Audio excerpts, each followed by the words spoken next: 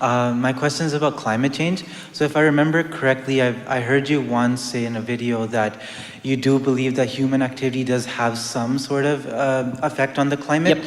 So one, I would just like you to explain a little bit of your understanding about climate change. Sure. And another question is, are there any government policies that you would support in terms to mitigate carbon emissions?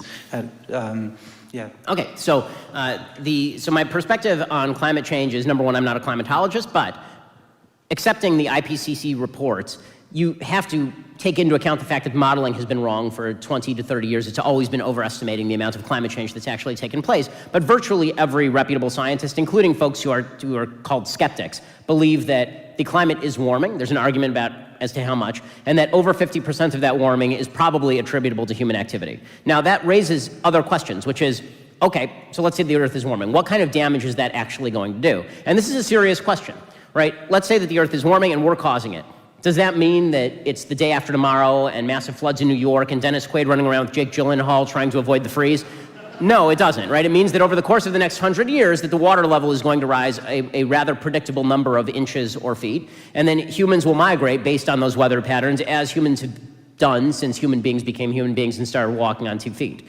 So, you know, I'm a little more sanguine about the possibility of long-term climate change than a lot of the catastrophists who seem to assume that there's going to be tremendous damage done.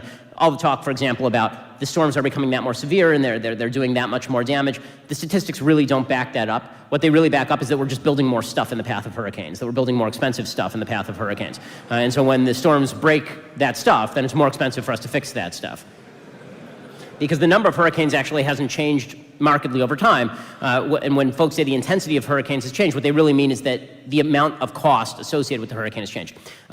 As far as what should be done about that, well, the biggest problem that you have is a serious collective action problem. Let's assume that you really think that there's a huge problem. You still have to decide whether you believe, let's put it this way, what level of climate change requires what level of cutbacks in terms of the global economy. So there's a fellow whose name escapes me right now who just won the Nobel Prize in economics who legitimately made his entire career out of studying the economics of climate change. When does he think that intervention economically is called for? He says that until he believes that over the next century there's 3.5 degrees centigrade of climate change, that intervention actually would be counterproductive. It would cost more to intervene than it would to actually allow the damage to take place and just cope with it, because the economy is going to continue to grow over time. So I don't see any reason why I think that I would know better than he does. It's also a basic fact that the only countries that have really been abiding by any of the attempts to reduce climate change have been extraordinarily developed countries. Developing countries have no interest in sacrificing their own people at the altar of climate change. And the #1 reducer in emissions over the past year was actually the United States. I mean, the United States pulls out of the Paris Accords.